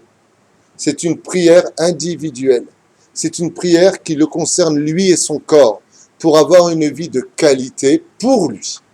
Alors que ce n'est pas du tout le but du juif. Comme c'est marqué, si tu veux avoir de la Torah, Amel Batorah, Pat Bamelach Tochal, Maim Bamesuret Tishte, Ve'ala Aretz Tishan, Ve'chayet Sa'ar Tichye. Ça c'est la Mishnah, dans Masechet Avot, qui nous dit l'étude de la Torah pour y accéder, si tu veux vraiment réussir ta vie, quitte à manger du pain dans le sel, de boire de l'eau, pas très bonne, de dormir à même le sol, d'avoir une vie pourrie, fais-le si c'est pour étudier l'étude de la Torah. Et si tu le fais, comme ça finit la Mishnah. Est-ce que c'est une fatalité? Est-ce que c'est le mode d'emploi de l'étude? Non. Mais si tu devais en arriver jusque-là pour continuer ton étude, continue à le faire. N'aie pas peur. Et c'est une prière qui revient que pour l'homme, de façon très individuelle. C'est là, elle est importante d'être faite, mais elle n'atteint pas le ciel. Pour lui. Et pourquoi c'est une prière qui est basse? Parce qu'elle n'a pas d'éternité, ta prière. Ok, tu as acheté la meilleure voiture, tu as la meilleure maison, tu as la meilleure femme, tu as les meilleurs enfants, et après? Tu as beaucoup d'argent, et après? Tu meurs, on t'enterre comme un sac de poubelle, nous on prend tout et on continue notre vie. Nous, Azma, Ma Sitam Echaim. Cette prière est importante, mais on verra dans quelles conditions. Kimi Shelo Mistakel Al Tachlit Haron Amiti. Car si un homme dans sa prière, dit Rabbi Nachman, ne regarde pas le jour de sa mort, il est certes évident que sa prière n'appartient pas au monde de l'éternité, alors que la prière est éternelle. Donc, mashma mikan, que quand tu demandes des choses, il faudra lui donner un ton d'éternité. Donc, si maintenant tu demandes, par exemple, Beret Israël, Ribon Shalom, donne-moi une belle maison pour faire la mitzvah de Yeshu Beret Israël, je veux m'installer en Beret Israël. Vous êtes Tov Meod. Si tu demandes Bezrat Hashem des enfants, pourquoi tu les demandes? Pour faire une équipe de foot? Pourquoi tu demandes des gosses? Pour continuer l'humanité? Des fois, tu poses la question à des gens qui sont très loin, qu'est-ce qu'ils te disent? Je ne veux pas être seul quand je serai vieux. Le mec, il s'est auto-créé une maison de retraite, tu sais. J'en ai fait 9, 10, parce qu'on ne sait jamais, s'ils n'ont pas le temps, moi, ils pourront tourner. Le Maïladim, quand on est venu dire à Abraham Avinu, tu veux avoir un enfant, qu'est-ce qu'il a répondu? J'en veux pas, j'ai Ishmaël. Si tu me donnes un enfant, il faudra que tu me donnes la Torah avec. Alors Dieu dit, d'accord, je donnerai le don de la Torah. Vous vous rappelez ce chiot? Sinon, c'est pas avoir un gosse qui va jouer au football toute la journée et qui me casse les pieds. À quoi ça sert? S'il me donne un enfant, c'est pour qu'il soit dans la Torah. Pour qu'il soit dans la Torah, Mzot Masim Tovim, dit Avraham Avinu. C'est un commentaire de Rav Yehuda Tzadka dans son école Yehuda. Okay? Le mal Ibanaï. Dieu lui dit, je vais te donner un enfant, tu veux? Il a dit Avraham, bien, tu as le srout. Qu'est-ce qu'il lui répond? Louichi Ishmael Lefanecha. Et pourquoi il ne vivrait pas Ishmael devant toi? Alors pourquoi il lui dit ça? Tu veux pas un enfant, Avraham? Il dit non, Kavana, si tu me donnes un enfant, je veux le don de la Torah au Arsinaï. Si on donne un enfant, c'est pour qu'il devienne un serviteur de Dieu, un tzaddik. C'est Avraham Avinu, celui qui est le représentant du chesed. Et c'est ce qu'il dit ici. Noazma Sita Yaladim Vema. Comment il s'appelle celui-là? Steven. Et celui-là, il s'appelle Shirley. Et celui-là. Tu as fait des Américains, JR, Dallas et tout le bazar. C'est ça ton truc. C'est pour ça que tu as fait des gosses. Lama Lochaim. Et il pose la question, pourquoi les chiots dans ce cas-là? Et en quoi ta prière, écoutez bien, ça fait très mal, il dit Rabbi Nachman, en quoi ta prière, elle est nachatoire pour Dieu? En d'autres termes, ce qu'il est en train de dire Rabbi Nachman, c'est que celui qui fait ce genre de prière, il s'est rendu roi, et il a rendu Dieu serviteur. C'est ce qu'il dit ici. Le Malachim, Dieu à quoi il sert? Où est le nachatoire à Dieu? Donc moi, imaginez que je sois Dieu, ou vous soyez vous-même Dieu. On vient vous demander un truc, tu peux me donner un truc pour moi là-bas, de l'autre côté, d'accord, moi, qu'est-ce que j'y gagne? Tu veux venir travailler chez moi pendant 1 mois? Première question qu'on pose, c'est quoi? Combien vous payez? Oui ou non? Dieu, c'est ce qu'il dit. Tu veux des choses, d'accord, mais moi, qu'est-ce que j'y gagne? Il dit Rabbi Nachman. Et pour Nachatroir Bishvili. Toi, tu demandes des choses pour toi, mais moi, le monde est créé pour moi. Chez Neymar, Kolma Shebara Kadosh Baruch Beolamo, Lo Berao Kim Lirvodo. Tout ce que j'ai créé dans ce monde, j'ai créé pour moi. Même ton mariage, j'ai créé en mon honneur. Chez Neymar, Shakol Bara Lirvodo. Tout est en l'honneur de Dieu. Donc, moi, dans ton égoïsme, dans ta prière, où je te sers de bouffon, tu peux me dire en quoi moi je suis bien? En quoi je puisse gagner quelque chose? Dieu le fait quand même. Vous savez pourquoi? Parce qu'il y gagne une chose qui n'a pas de prix. C'est la joie de ses enfants. Dieu aime tellement ses enfants qu'il accorde malgré tout ce bien-là, juste pour qu'on nous voit heureux. Et une fois qu'on l'a, qu'est-ce qu'on est? Malheureux. Une fois qu'on a eu ce qu'on a demandé, on passe à autre chose et ça ne suffira jamais. Omer Rabbi Nachman, il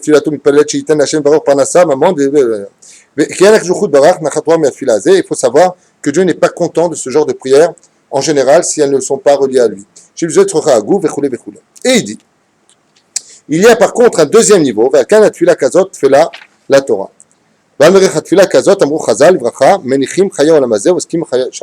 Et les gens qui passent leur temps à prier pour cela sont des gens qui ont laissé tomber leur monde futur pour n'avoir de plaisir que dans ce monde, un monde d'arnaque où le plaisir n'existe que pour des moments momentanés. Qui alors a fait vechoulé. Avant les karch limut betfila i shadam itpalel rak al tzorche nishmato levad. La vraie prière dans ce monde, dit Rabbi Nachman de Breslev, pour laquelle Dieu vraiment a créé la prière, c'est de supplier Hachem de le servir. Donne-moi la force d'enlever mon yitzhara, donne-moi la force de ne pas aller en boîte de nuit, donne-moi la force de me réveiller la nuit pour étudier la Torah, donne-moi la force de travailler mes midot pour ne pas que Hachem de moi sorte un chilou Hachem, donne-moi la force de comprendre la Gemara, donne-moi la force. Ça, c'est la prière qui est la plus importante de l'étude de la Torah, car c'est le tremplin qui te permettra de comprendre l'étude de la Torah. C'est-à-dire que quand une personne, une fois on est parti voir le Rav Shach, un élève qui lui a dit « Vodarav, j'arrive pas à comprendre la Gemara », il lui a dit « Tu as prié pour comprendre ?» Tu as prié, tu as demandé à Dieu pour comprendre. Tu viens dans un travail, tu ne comprends pas ce qu'on te demande, tu as prié pour comprendre. Alors dans ce cas-là, tout à l'heure, on a dit les enfants, la voiture, l'argent, s'il n'y a pas de pain, il n'y a pas de Torah. Im en kemach en Torah. Donc comment tu veux pas que je prie pour ma parnassa et toutes les fêtes juives, pour la parnassa? Alors quoi, on fait du commerce? Et là, la question, comme je vous l'ai dit tout à l'heure à propos du petit hanneton, quand tu demandes une maison, explique que c'est pour recevoir du monde, pour faire des divrei Torah tous les Rosh Chodesh dans ta demeure, pour accueillir des gens. Je suis avec mon épouse, Baruch Hashem, une fois, et pour une plus grande maison, pourquoi faire? Pour accueillir du monde, pour faire Milut Hasadim. Alors cette maison devient Kulo Kodesh. Si tu demandes une voiture, moi je me rappelle quand j'ai acheté ma voiture, comme tout Israélien à crédit,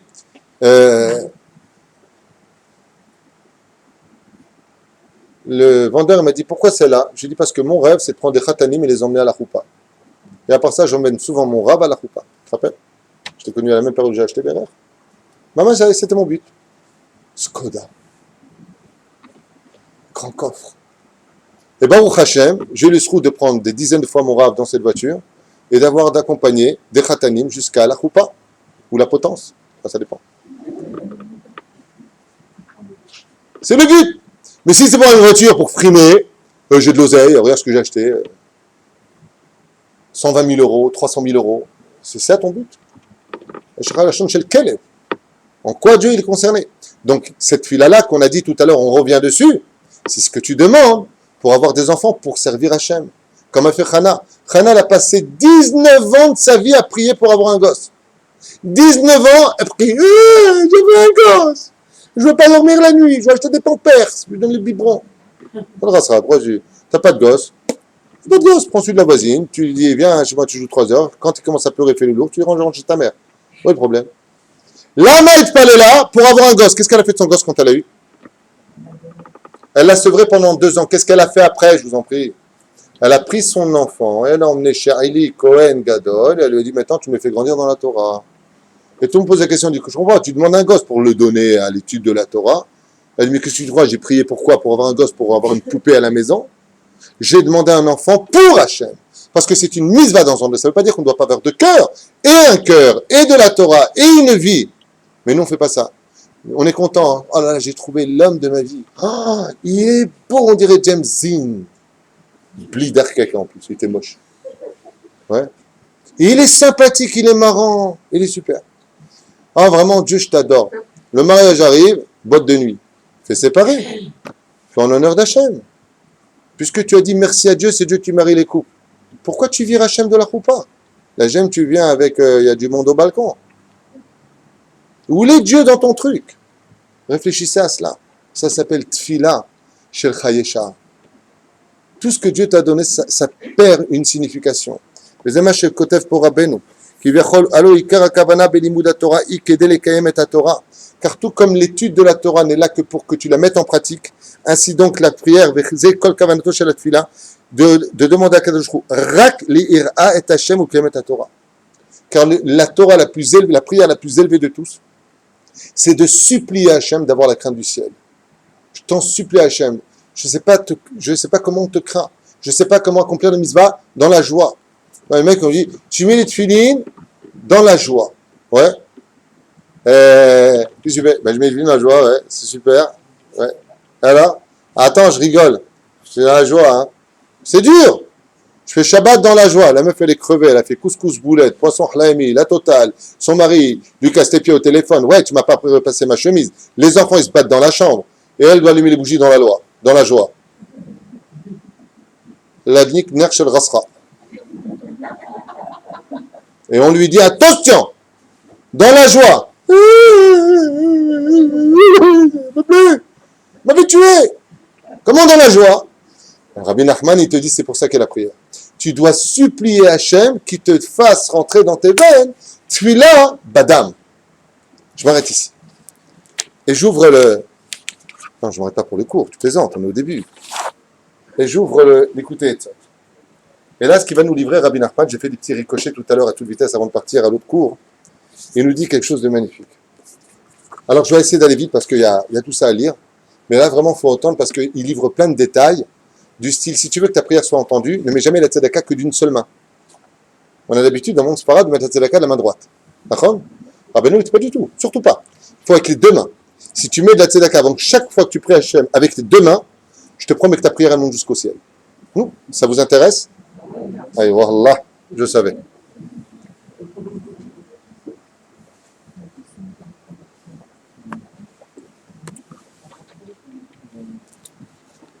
Top. Omer Rabbeinu, nous sommes dans le Sefer Amidot pour la prière. Amidpal bebet hakneset kilou evi mincha teora. Le meilleur endroit pour prier, Bémet, c'est la Bet Knesset. On parle pour les hommes. Pourquoi? Parce que là-bas se trouve Akadosh Baruch Hu. Comme on avait l'habitude de tout temps, quand on avait des problèmes, le mari dit, bon, écoute, c'est quoi? Il y a un problème de travail, par exemple, de Parnassa. Quand il n'y a pas de Parnassa, il y a souvent un problème de Shambait, l'un relié à l'autre. Ouais. Alors, pas forcément. Si, justement, c'est là, derrière Chagav, qu'on voit une femme virtueuse. Quand le mari n'a pas de travail, c'est le point précis où on voit la grandeur d'une femme juive, sachez-le. comment elle remonte le moral à son mari, comment elle lui dit non, j'ai déjà ce qu'il me faut, j'ai encore mes chaussures qui sont baissées d'air, je vais les arranger. Elle essaie de tout faire pour arrondir les angles, c'est bamache, toute la grandeur d'une femme. Et le mari, qu'est-ce qu'il faisait avant? Pas comme aujourd'hui. Il reste à la maison, fait ça. Rasera, c'est entre les jambes de la femme. Tu sais, rester à la maison pour une femme, c'est très dur pour. Le mari à la maison pour une femme, c'est très très dur. Qu'il aille sur le banc en face de la maison, c'est mieux, mais pas devant la fenêtre où elle est, c'est mieux aussi pour lui. Aval, quoi qu'il advienne, non, c'est vrai, c'est Rasera pour elle. Aval, quoi qu'il advienne, qu'est-ce qu'il faisait avant les gens? Il y a encore un siècle de ça, quand ça n'allait pas, les hommes sortaient, ils allaient voir Hachem. Ayou, Olchim, le Bet Knesset, ils ouvraient le Echal, ils mettaient un talit et ils parlaient devant le Sefer Torah. Depuis toujours. Il y a 70 ans, 80 ans, ça a cessé. Avant, Bémet, c'est comme ça que ça se passait. Chez Nehemar, même chez Rivka, Vateler Rivka lidrosh et Hashem. Elle est partie dans la yeshiva de Shem Bever. Elle est partie à la yeshiva pour parler avec Hashem. Lidrosh et Hashem. Poser des questions à Dieu. Elle est partie voir qui? Le Rav Shem Bever à l'époque. Avant, on allait à la synagogue, Bémet, pour parler avec Hashem. Et c'est ce qu'il dit Rabbeinu. Akadosh Baruch Hu Matsui Bebet Knesset, car dans toutes les synagogues, la Shrina se trouve toujours à l'intérieur, sauf si bien entendu dans cette synagogue on parle de Chol ou on parle pendant la Torah. Aleder Chanoufa, En Filato Nishmaat. Tout celui qui fait des flatteries pour plaire en pensant que, en se soumettant à l'homme, eh bien, il obtiendra de bonnes choses vis-à-vis d'Hachem. Mapitom, bien au contraire, Chanoufa c'est flatté, hein, qu'il sache que sa prière ne sera jamais entendue. Celui qui étudie la Torah dans une grande difficulté, tu peux être certain que sa prière sera reçue. Il y a aussi des gens de qui il faut toujours demander qu'ils prient pour nous. Ce sont ceux qui s'occupent du tzibour. Vous avez des parnassim. Parnassim, c'est ceux qui donnent de l'argent aux pauvres. Ou des gens qui font des séminaires. Allez, quand vous avez des grands problèmes, mieux que n'importe quel médecin sur Terre, allez les voir eux qui prient pour vous. Pourquoi? Parce qu'ils réveillent tellement d'âmes dans le monde.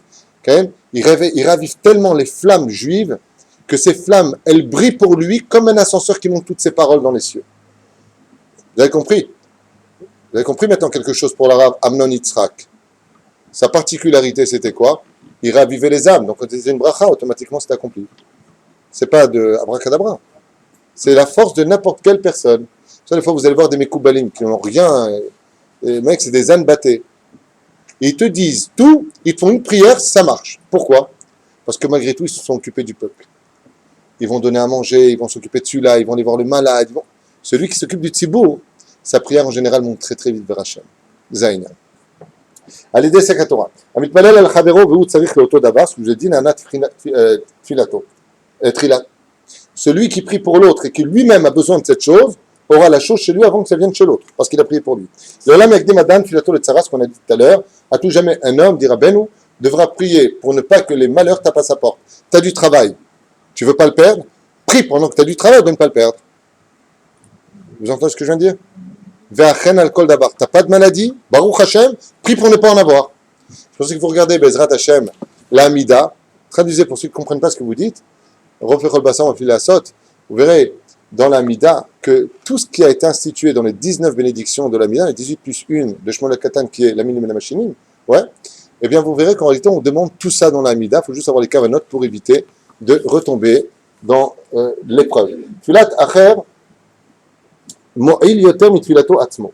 Si vraiment vous n'arrivez pas à être exaucé dans vos prières, dira Benou, allez voir quelqu'un qui prie pour vous, car la prière de l'autre pour vous est plus grande que votre propre prière. Et ça c'est très difficile. Pourquoi?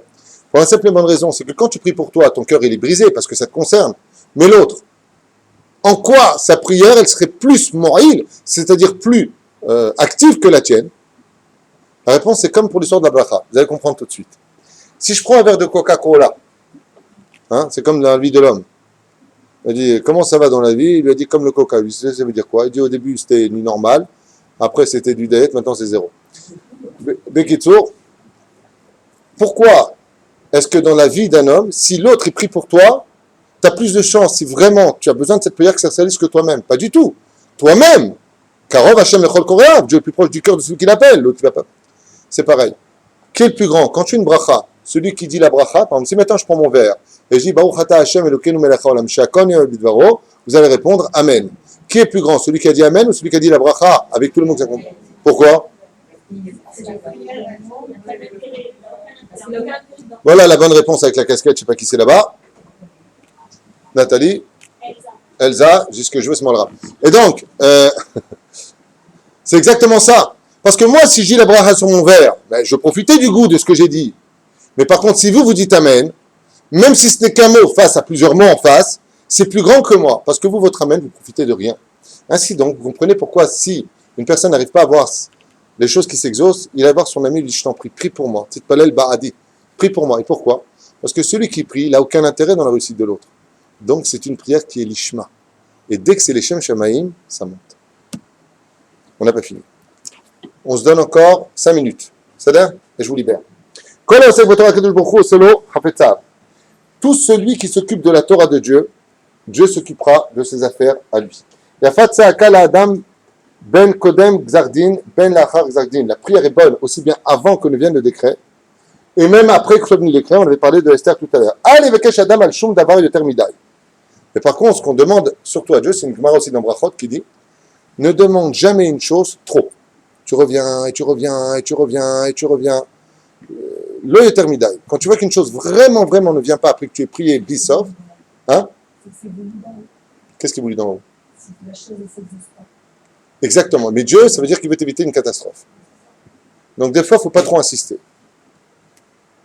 Et je me permets de dire quelque chose de personnel que je constate constamment, mais constamment.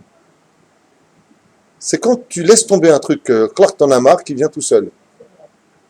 Ça correspond à un proverbe français qui dit poursuis-moi et tu...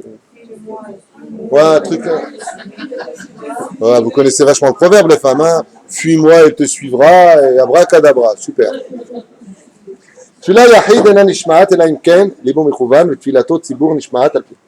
Quelqu'un qui prie en yachid seul, sa prière n'a pas beaucoup de chance de monter, si ce n'est que si elle s'accompagne de grosses larmes et d'une grande sincérité.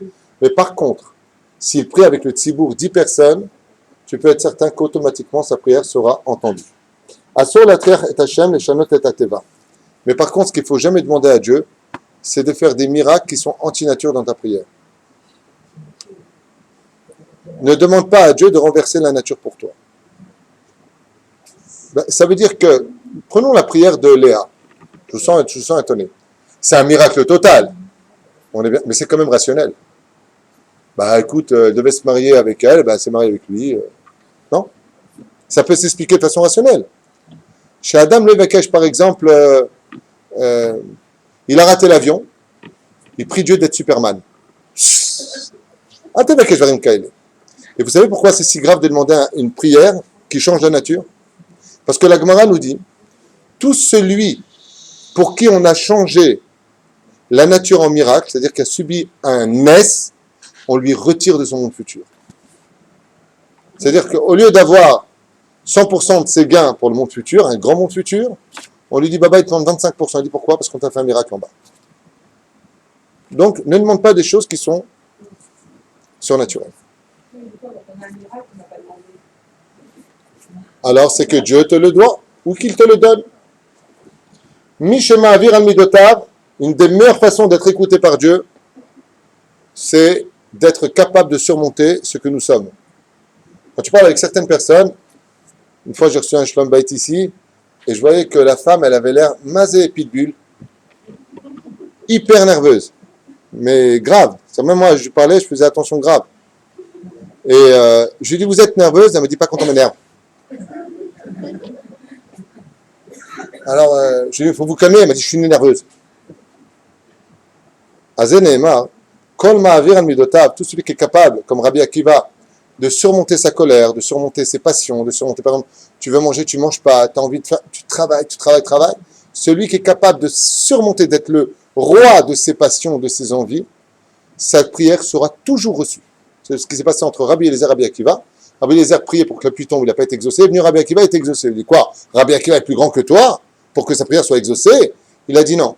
Zé ma'avir al-midotav, zé lo ma'avir al-midotav. Rabbi Eliezer, quand il avait raison, il avait raison. Rabbi Akiva, choum, d'abord, farah, passe.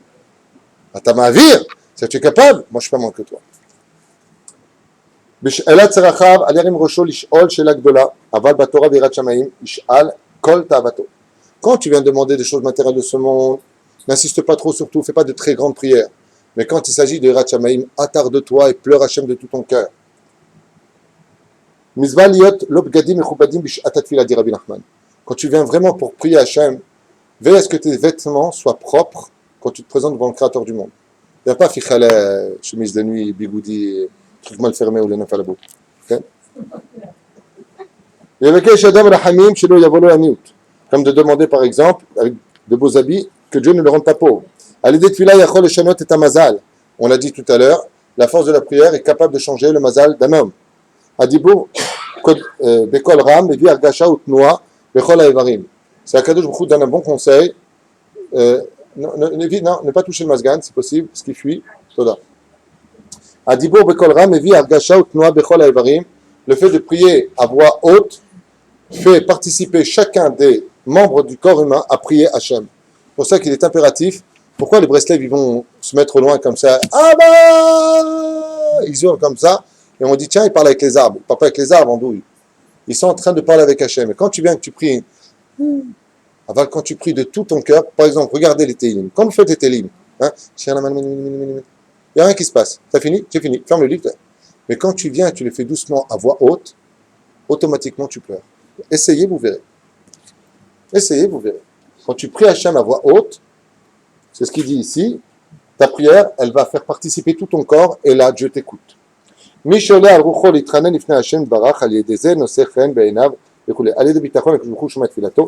qui a vraiment la foi en Dieu, tu peux être certain que Dieu l'écoute. C'est pas la peine de prier. Par exemple, des fois, une personne prie et il n'est pas exaucé à la maison. Rabbi Nachman, il te dit, vois si dans la maison dans laquelle tu es, il y a beaucoup de disputes. Car sachez que dans une maison où il y a des disputes, les prières ne sont jamais reçues. Jamais. Tu vois, sur quelqu'un, par exemple, jamais. Comme c'est marqué, Bo Beruch Hashem Kipiniti et Abayit. Viens toi qui es béni de Dieu, car j'ai libéré la maison. De quoi il a libéré? Au niveau du cœur, des statues, dit Lavan à Eliezer. Mais en réalité, qu'est-ce qu'il voulait lui dire? Viens dans la joie pour que la prière soit reçue. Ainsi donc, sachez que dans une maison paisible, la prière est reçue. Dans une maison où il y a de la colère, des insultes, des mots mal élevés, Atfila Shelcha lo nishmat. La colère tient prisonnier la prière en bas, elle ne monte pas vers le ciel. Si tu veux aussi que ta prière soit reçue, donne toujours de la tzedaka dans chacune de tes prières. Par exemple, tu as un problème que tu veux régler pour ta fille, ton fils, ton travail, ta santé, ton étude de la Torah, peu importe ton conflit. Avant de rentrer avec Hachem pour lui parler, d'abord tu mets la tzedaka, comme on l'a dit, avec les deux mains, et seulement après tu parles avec ton Créateur. Celui qui a une synagogue dans sa ville où il pourrait aller pour prier, qui n'y va pas, qu'il sache qu'il provoquera la galoute pour ses enfants. Rabbi Nachman te dit, pour toute chose dans ce monde, tu dois prier Dieu. Même pour une place de parking. Vous connaissez la prière? Mais non, pas d'un Nachman Minouman. Non, ça c'est pour le loto. Non, c'est la blague. C'est la femme, elle cherche une place de parking, elle a envie d'aller aux toilettes, elle n'en peut plus. Elle prie Hachem, elle n'en peut plus. Et au moment où elle dit, je t'en supplie, donne-moi une place de parking, il y a un mec qui sort du parking, et elle dit à Dieu, non, c'est bon, j'ai trouvé. Gdola tfila v'maasim tovim, comme on l'a dit. Alidei tzedaka b'shtei yadav, tfila nishma'at, tfila she'id bedma'ot, hi mitkabelet. Les larmes, les prières accompagnées de larmes sont toujours reçues. V'kshatam vakesh ezed davar taskir zchut avot. Et une chose très importante, quand tu demandes quelque chose que vraiment tu as besoin, et que tu as le zchut d'avoir un papa qui était dans la Torah, ou une grand-mère qui avait le kissoui par exemple, qui vivait vraiment le plimout, rappelle toujours dans ta prière le zchut de Mémé Ginet, de Mémé Hnine ou la Nefalabou, comment elle s'appelle, rappelle le zchut de tes aïeux. Quelqu'un qui ne vit pas en paix avec le monde, en tfilato mitkabelet. La prière n'est pas reçue, mais je me parle de simcha. Et là, écoutez bien, je finis avec ça pour aujourd'hui. Dernier secret de Rabbi Nachman, c'est pas fini, mais je m'arrête pour aujourd'hui. La prière ne doit jamais, et au grand jamais, même si on l'a fait avec le cœur brisé, même si on l'a fait avec des larmes, Rabbi Nachman nous met en garde. Ne fais jamais ta prière si ce n'est que dans la joie. C'est une Gemara, brachot. Rabbi Eliezer dit, lo bekobed rosh. Ne fais jamais tes prières dans la tristesse. Parce qu'il n'y a pas une plus grande joie à Dieu que de t'entendre lui dire papa. Lema davar domé. Un jour, un père avait un fils. Son fils s'appelait Kikoublid. C'est son nom, il est né comme ça. Il est Kik et il est Blid.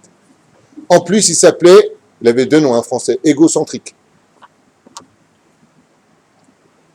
Quand il rentrait à la maison le soir, le père était dans le fauteuil, il revenait du travail, il avait prié, Shacharit, Mincha, Arvit. Et son fils, il avait l'habitude de rentrer et dire « Salut, papa !» Il rentrait dans la chambre, il fermait la chambre, et là-bas, ordinateur pendant 6-7 heures d'affilée. Le père, il en a eu marre. Ça fait des années que ça dure. Qu'est-ce qu'a fait le père? Il a pris la clé de la chambre de son fils, il a fermé la porte, il l'a mis dans sa poche. Le fils rentre le soir, égocentrique. « Salut, papa !» Ouais, salut. Rien. Et il cherche. Et le petit, ouais, c'est qui c'est ma chambre, machin. Le père, il dit rien. À un moment, le fils, il vient voir le père et lui dit, excuse-moi, papa, tu sais pas où elle est, la clé de ma chambre? Il lui dit, encore. Excuse-moi, papa, tu sais pas où est la clé de ma chambre parce que la chambre est fermée. Encore, attends, tiens, prends ta clé, mais continue. Il dit, mais à quoi tu joues? Il dit, à quoi je joue? À quoi toi tu joues? Je vis avec toi. C'est moi qui te donne un toit. C'est moi qui te nourris. C'est moi qui s'occupe de ton école, de ton éducation, de ton bien-être. Salut, pas. Ça fait du bien d'entendre, excuse-moi, papa, est-ce que tu sais où elle est la clé de ma porte? Ainsi disent les Chachamim. Dieu, il te prend des choses de ce monde pour pas que tu dises, j'adore la Torah. Tu viens, j'ai la bar mitzvah de mon fils demain. La Brit Mila, tu viens, c'est le décès de l'autre. Les rabbins, on les appelle que pour les trucs, salut pas. Mais tous les jours, tu peux venir, ça va papa? Je peux faire quelque chose pour toi papa? Est-ce que je peux améliorer les choses? Comme une fois à Netivot, j'étais en train de marcher, Rechov, Yerushalayim. Écoute ça ma femme. Et je vois une grand-mère sur un banc. Une vraie grand-mère marocaine. Avec le vrai kissouille et tout. Hein. Pas comme aujourd'hui, religieuse avec la jupe, jusqu'en bas là. Avec les collants de dernier cri que tu peux pas baisser tes yeux tellement elle est attirante. N'importe quoi ce qui se passe dans cette génération. Hein. Et je la vois pleurer. Et elle frappe son genou comme ça. J'ai tellement de peine, je vous dis la vérité. Je suis parti la voir. Et je me suis assis près d'elle sur le banc et je lui ai dit, pleurez pas, je vais vous aider. Elle m'a regardé comme ça, elle m'a dit, mais attends, c'est une attends. Je dis, oh, punaise. Elle a un poireau, 3 poils dessus, je dis, oh, c'est une vraie grand-mère. Et je sais pas, vous pleurez tellement, mais vous pleurez tellement. Je me suis dit, vous avez mal, vous avez un problème, je vais vous aider. Elle me dit, mais moi, j'ai aucun problème, Baruch Hashem, mon fils. J'ai aucun problème. Tout va bien. Alors, je lui dis, pourquoi vos joues, elles sont trempées? Elle m'a dit, mais je pleure pour Hachem. Je dis, quoi? Elle me dit, je fais des télim pour Ribono Shel Olam. Je dis, ah bon? Pourquoi? Elle me dit, toi, tu es nouveau à Netivot. Je dis, je viens de débarquer, je viens de France. Alors, c'est qui vous embête? Elle m'a dit, non, tu n'as pas connu Baba Salé, toi. Je dis, ni Baba Salé, ni Baba Poivré, ni Maman Sucré, personne, je ne connais pas. C'est quoi le truc? Elle me dit, ici, moi, je suis venu en 1948, dans des tôles en fer. Elle me raconte sa vie comme ça. Maintenant, moi, je veux bien écouter, mais je ne suis pas psychiatre. Il va en venir. Netivot était une ville pieuse. Le respect du tzaddik. Mais maintenant qu'il est mort, Baba Salé, regarde comment les jeunes maintenant marchent sans kippa. Et elle se met à pleurer. Combien il doit avoir de la peine, Hachem. Et elle se remet à faire des télim. Je dis, oh là là, j'ai pas le niveau, moi. Elle m'a porté la remet en 2 secondes. J'ai pas le niveau, moi. Mais cette histoire qui m'avait insupporté à cette époque, quand j'avais 22 ans, 23 ans, jusqu'à aujourd'hui, je la vis. Est-ce qu'une seule fois de toute votre vie, vous avez fait une prière pour Dieu, lui, pour lui? Quand on fait des mariages séparés, on dit à notre enfant, séparé, c'est honteux, tonton. Rabbi Jacob, il vit en mariage, il va partir, il va faire un enveloppe, il ne mange pas. Jusqu'au poisson, tu fais séparer. Est-ce qu'il y en a un seul qui a dit Dieu, il ne veut pas? Tu vas renvoyer la Shekhinah. C'est tout le but, explique Rabbi Nachman de Breslev, pour lequel on aura la force de faire un shlom bayit. Je ne veux pas ne pas répondre à mon mari parce que j'ai peur de lui, parce que... Pas du tout. Je vais me taire pour les shlom bayit parce que Dieu ne veut pas qu'il y ait de dispute. Je ne veux pas faire les choses parce que je mets le kissouille, parce qu'en ce moment j'ai les cheveux qui me grattent et j'ai pas envie qu'on voit quoi que ce soit. Ou alors je le ressens, je le ressens pas. Je le fais parce que c'est Dieu qui me le demande. Je ne veux pas faire de peine. Et pour bien le comprendre, mesdames, comme je vous en ai souvent parlé, il n'y a que quand on est parent qu'on peut comprendre Dieu. Quand vous avez deux fils qui se disputent et qui ne se parlent pas, qui souffre de la dispute? Ni l'un ni l'autre, je vous l'affirme. Hein. Il n'y a que papa et maman qui souffrent. Donc je ne veux pas me disputer avec toi, pardon mon frère, jusqu'à en baver. Il fallait que je m'en sorte. Je ne veux pas me disputer avec toi parce que j'ai tort ou raison, mais je ne veux pas me disputer avec toi parce que ça pourrait tuer notre père ou notre mère. Tu viens pour les fêtes, il vient mon frère, je ne viens pas. Tu l'as tué ton père. Le jour où on arrivera à lier nos prières pour la Géoula, qui est le Beth Amikdash, qu'on arrive, Bezrat Hashem, la Gdil Torah ou Adira, qu'on arrêtera de se plaindre, alors vous verrez qu'on n'aura plus jamais besoin de prière. Vous savez pourquoi? Parce que Dieu, dit le Zohar Kadosh, a beaucoup plus à nous donner que nous, on pourrait demander. Mais pour cela, il faut demander celui qui est la source de toute bénédiction, c'est-à-dire demander le Créateur du monde. Vous avez une question? Une question. J'étais sûr que c'était toi, Nathalie, qui a posé la question. L'homme est Shanim et Taminag. Alors, Nathalie, qu'est-ce que tu vas me dire? C'est un peu contradictoire parce qu'on dit que quand on prie Hachem avec ferveur, Ouais. c'est bien de pleurer pour lui demander ce qu'on veut. Et puis, d'un autre côté, on dit que c'est mieux de demander avec la joie. Ben, c'est pas compliqué. La joie qu'on a, la prière, pardon, qu'on fait vient de l'élan du manque. Par exemple, un homme a son fils qui est malade, ok? Il est dans une situation critique. Il va prier à Hachem avec des larmes. Mais s'il a vraiment bitachon b'Hachem, il sait que quoi qu'il en ressort, ce soit dans la joie.